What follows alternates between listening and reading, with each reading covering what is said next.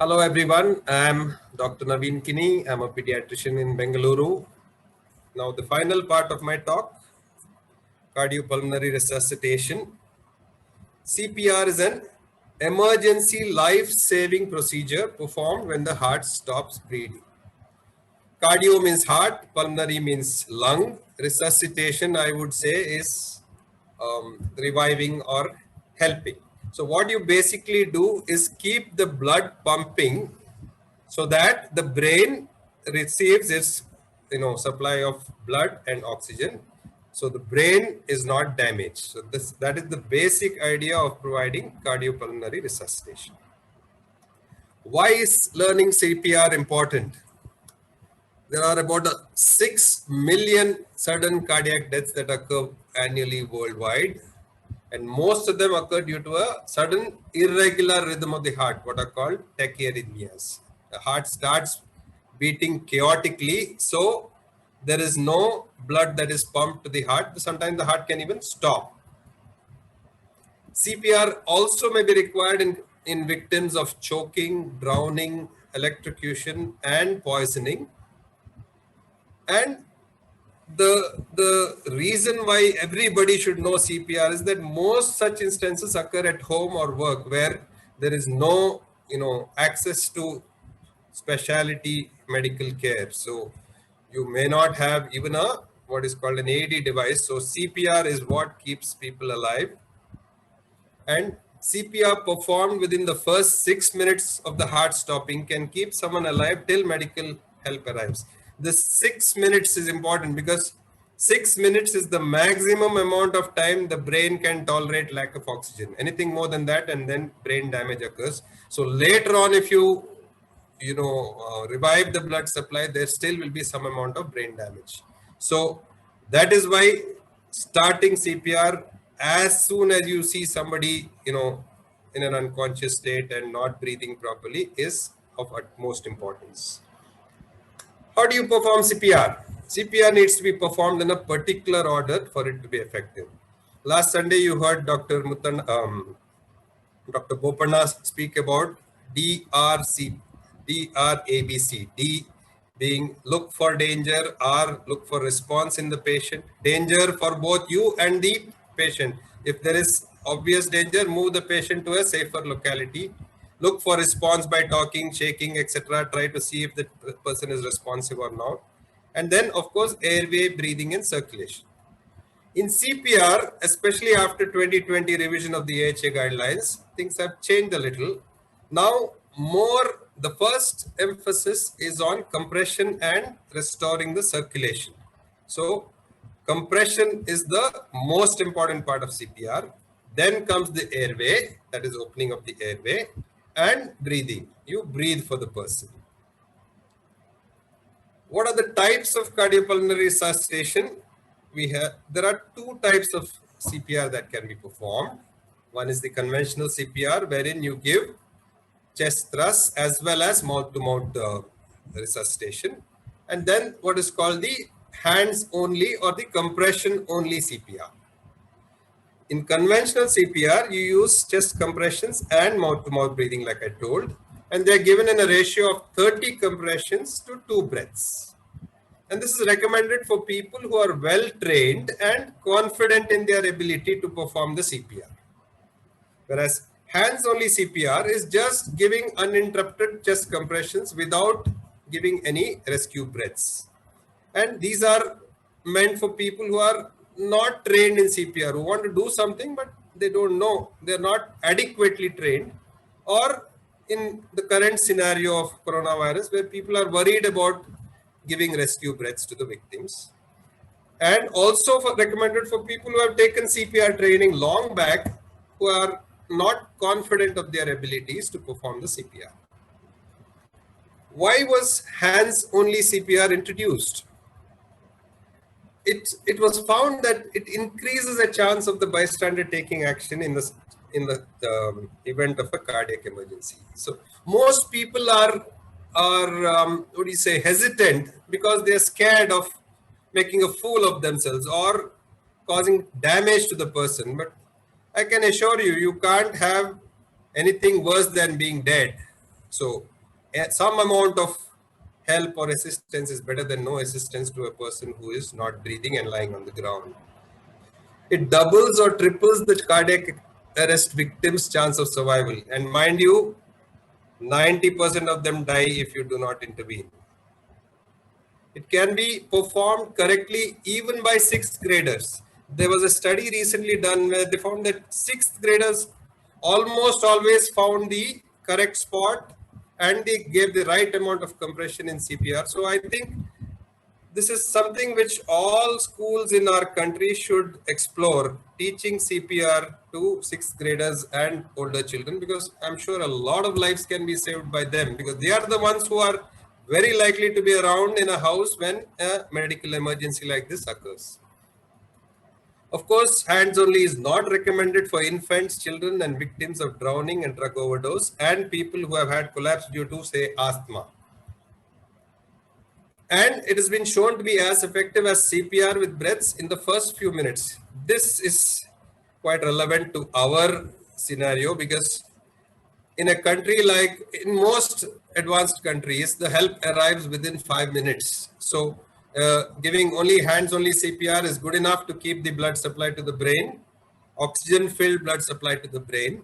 And by the time the emergency services arrive and take over, whereas it's not the case in our country, where you have to probably even think of arranging an ambulance, shifting this person to the thing. So I would suggest we stick to conventional CPR in our country, especially if it occurs at home. So what are the steps of CPR? Compression, like I said, is the most important step. Let me try and demonstrate it to you as well as I can. So put that person on his or her back on a firm surface. This is very important. If they are lying on the bed, get them off the bed and onto the ground. The firm surface is important for you to give adequate depth of compression. Interlock your fingers, one hand on top of the other hand. Kneel next to the person's neck and shoulders, and place your lower palm or heel of the hand over the center of the person's chest between the nipples. So this is how you need to place your thing. And keep your elbows locked, in the sense they have to be tight like this. Don't keep it loose. And position your shoulders directly above. So when you see on top, you need to be in this position directly. Your shoulders should be directly above the sternum or the breastbone of the victim. Push straight down or compress the chest for at least 2 inches or 5 centimeters. Push hard at a rate of 100 to 120 compressions per minute. So the recommended idea given is to press to the beat of a song, and the recommended song is, I don't know how many of the youngsters know this, but it's Staying Alive by the Bee Gees, which has a beat of about 110 per minute. So you go push to the beat of that song. If you haven't been trained in CPR, you continue chest compressions. If you have been trained in CPR, go to opening the airway and rescue breathing. Now, let me see if I can demonstrate this. I'm going to assume, I want you to assume that my chair is the person who is lying on the ground unconscious. This side is his head, this side is his body, this is his breastbone, chest bone. So I'm going to take the heel of my hand, keep it on the breastbone, the center of the chest of the person who is unconscious. Take my other hand, lock it here like this, and pull it up a little. Why do you pull it up? Because sometimes in your enthusiasm, you can press on the other side also and break the ribs on the other side. So you pull your fingers up and you will see that only the heel touches the chest of the person. Stand above the person, lock your elbows like I'm doing, and stand above so that your shoulders are directly above the chest. I'm sorry, you're not standing, you're kneeling on the ground. Here I am standing. And then you go staying alive, staying alive. Or even the Beatles song, we are living in a yellow submarine, yellow submarine, yellow submarine. Probably you'll get your mind off the morbidity of what you're doing, but that is the beat you have to follow. You have to take care that you do not do this. By doing this, you get tired. You won't be able to sustain it for more than 5 minutes. So use your body weight. Keep your elbows locked. Use your body weight and do this. I go any further and I'll land up with a broken chair. But the depth that you have to go is about 2 inches or 5 centimeters. And continue to give 30 breaths continuously at that rate. I told you that is 100 to 120 compressions a minute.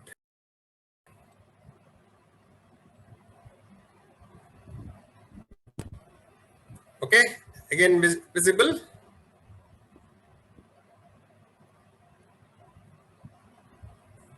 Okay, this was supposed to play. It's not playing. Okay, fine.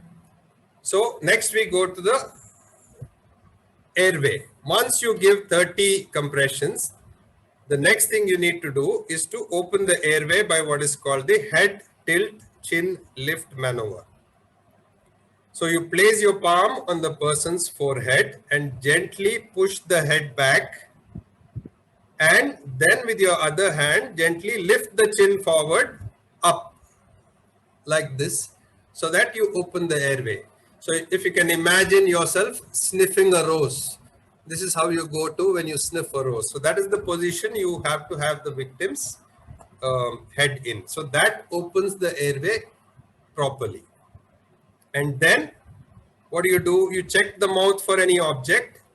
Check if they are breathing by positioning your ears above the person's nose and listen for breath sounds. And when you're listening at the same time, look at the chest. When you see the chest, look for the chest rising and falling. So if there's no movement, that means that person is not breathing. So then you have to breathe for the person. You do breathing by using the following steps. After the head tilt chin lift maneuver, you pinch the nostrils shut and cover the person's mouth with yours, making a seal. And then give the first rescue breath, lasting 1 second, and then watch to see if the chest rises. It's supposed to be a GIF. I don't know why it's not playing, but you need to blow into the mouth and watch for the chest rising. If the chest rises, give the second breath. If the chest is not rising, you need to re-maneuver the head, repeat the head tilt and chin lift maneuver, and then give the second breath. Resume chest compressions to restore blood flow. Remember, it's only 2 breaths. Don't go on giving more than 2 breaths. The chest compression is the important part of CPR. 30 chest compressions followed by 2 rescue breaths is considered 1 cycle. In a child between 1 and 8 years, you use only 1 hand to compress the chest. You fold the other hand, because if you use 2 hands, you may be putting too much pressure and you may break the ribs. Having 2 persons at hand makes CPR easier, because then you can alternate, because CPR can get tiring after some time, especially if you have to do it for more than 10 to 15 minutes. So if you have 2 persons helping you, you can alternate between breathing and chest compression. So you continue CPR until there are signs of movement or emergency medical personnel take over. What do you do in an infant less than 1 year? Again, use only 2 fingers of the hand for chest compression, just below the line joining the nipples here, and compress up to 1.5 inches. And while giving rescue breaths, cover both the nose and mouth with your mouth, not just the mouth. You have to cover both the nose and mouth. So on Kushi here, if you can see, she has to be on a firm surface, not on your hand like you are doing for choking. So it has to be on a firm surface, and go 1, 2, 3, 4, 5, 6, 7, 8, 9, 10, 11, 12, 13, 14, up to 30. and then cover both the nose and mouth and give 2 rescue breaths and see if the chest is moving. So that is how you do it on an infant. What constitutes high quality CPR? See, to have maximum effectiveness, CPR has to satisfy 5 critical components. And I will tell you an incident like which I mentioned during the first talk also. I have a friend of mine who had a heart attack. He was taken to hospital, and luckily for him, he was transferred to Vikram Hospital in an ambulance which contained a doctor. On the way, he arrested and he was given CPR by the doctor. And after reaching the hospital, he had no heartbeat for almost 30 minutes. They were about to declare him, but the doctor insisted, that young doctor insisted, that I want to continue for some more time. After 45 minutes, after repeated defibrillation, his heart rate came back, and because of the high quality of CPR provided by that young doctor, this person survived with absolutely no brain damage after being clinically dead for 45 minutes. So that is what I mean by high quality CPR. This person now goes for walks, he travels all over the country, he's even traveled abroad. So because of the quality of CPR provided by that young doctor, that person is having a very good quality of life today. And this is what all of us should aim at. So that means minimum interruptions in chest compressions, compressions of adequate depth and rate of 100 to 120, depth of at least 2 inches in children and adults, and 1.5 inches in infants. You should avoid leaning on the victim between compressions, because you have to allow the chest to open up so that the air fills in the lungs. Whatever air can fill will fill into the lungs, and blood fills into the heart. When you press, the blood is pumped out of the heart. When you leave, the blood from the lower extremities and other parts of the body enter the heart for it to be pumped again to the brain. So do not lean on the victim between compressions. Proper hand placement is important. If you place too high, you don't press the heart. If you press too low, you may damage the abdominal organs like the liver and the spleen. And avoid, like I said, excessive ventilation. 2 breaths is more than enough. Concentrate more on the compressions than the breathing. So to summarize, in adults, you use both hands interlocked between the nipples, and this is the area where you have to press. In children, 1 hand between nipples, and in infants, 2 fingers just below the nipple line. You press down to 2 inches in adults and children and 1.5 inches in infants. 30 compressions at 100 to 120 compressions per minute.